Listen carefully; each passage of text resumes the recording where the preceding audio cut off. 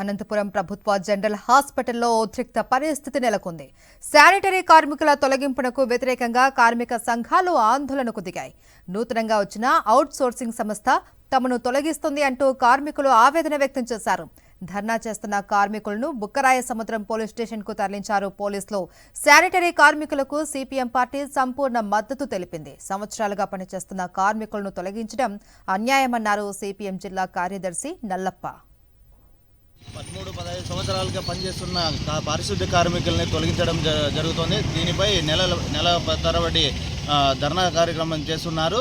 ఈరోజు పొద్దున్నే మహిళల్ని అనవసరంగా అరెస్ట్ చేసి ఇక్కడికి తీసుకురావడం జరిగింది.